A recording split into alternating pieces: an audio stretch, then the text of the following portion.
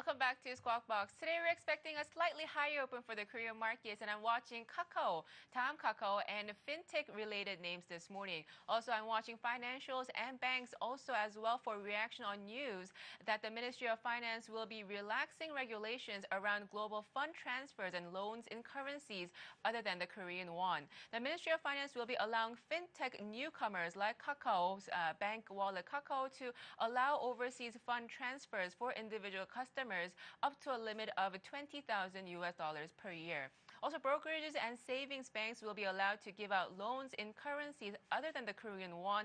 Also, insurance companies will also be able to act as FX centers to exchange foreign currencies.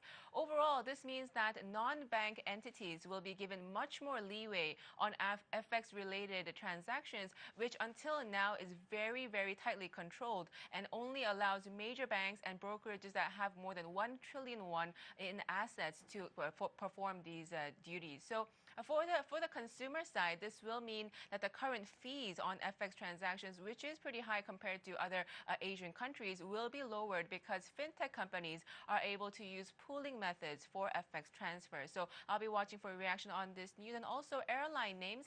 This sector is continuing to show weakness, even though yesterday we did see a very big jump for Korean Airlines and Asiana. This is coming even despite lower oil prices, which would normally have been a positive for the sector. But a weak won is one of the biggest reasons we are seeing a continued weakness in terms of their stock performance in the past month for the major retailers. So we'll be watching for this sector when markets open today as well. We'll bring you the opening numbers for Seoul and Tokyo when Squawk Box returns. Stay with us.